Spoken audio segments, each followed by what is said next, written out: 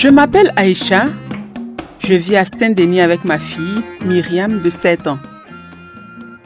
Je m'entends avec les autres Africains. Nous sommes tous solidaires et valorisons nos traditions. Je me sens bien en Europe, mais j'avais la nostalgie de mon village natal et prendre des vacances allait certainement nous faire du bien.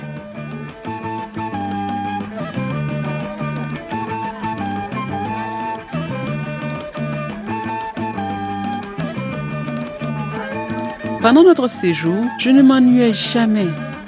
Toujours entourée de mes tantes, cousines, amies, curieuse de connaître davantage sur la vie en Europe. C'est d'ailleurs dans cette bonne ambiance que j'ai demandé à l'aînée de mes tantes de perpétrer la tradition en faisant de Myriam une vraie femme africaine. Mais j'étais très surprise de sa réaction. Elle changea immédiatement de sujet. Elle m'expliqua que le village ne pratiquait plus l'excision car une loi a été votée interdisant la pratique. Je me sentais indignée et très en colère. Comment tout un village peut accepter une telle loi? Inadmissible. Les femmes africaines se reconnaissent à travers l'excision. J'ai insisté auprès des autres tantes, mais sans succès. Finalement, une d'entre elles me souffla que mon oncle maternel Sédou pouvait m'aider à le faire en traversant la frontière du Mali.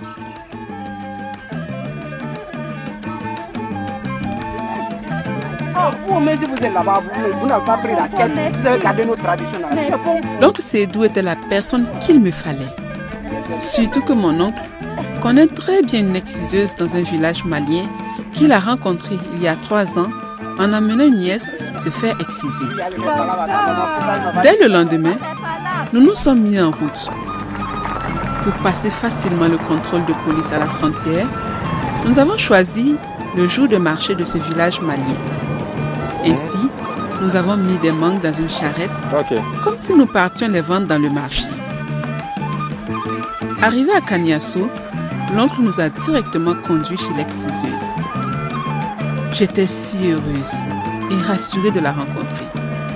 Ensemble, nous sommes partis dans une autre cour. J'avais surtout hâte que Myriam rentre dans la tradition.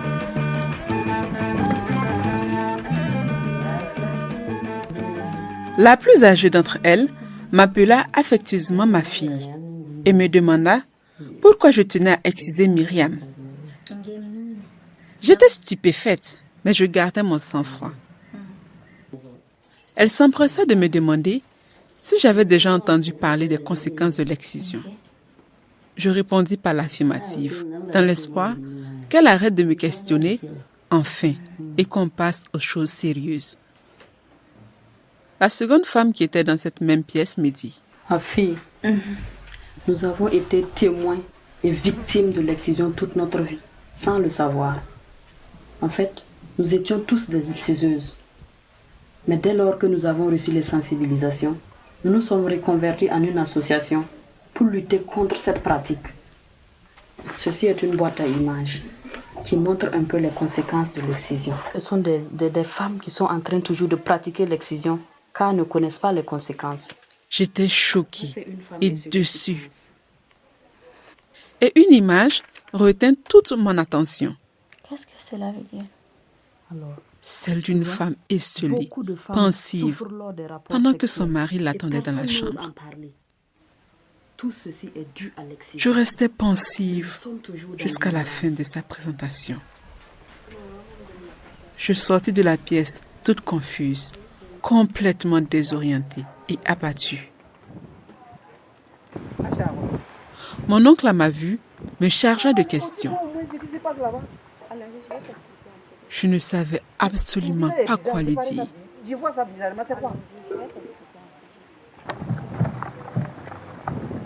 Sur le chemin du retour, les paroles des femmes et l'image de la femme esselée ne cessaient de me hanter l'esprit. Mais personne n'ose en parler.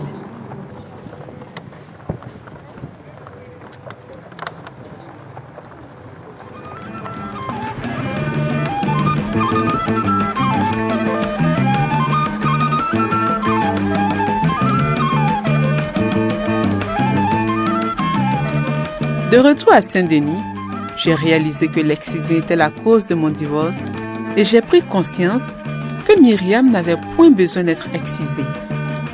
Les bonnes valeurs, je les lui transmettrai par l'éducation.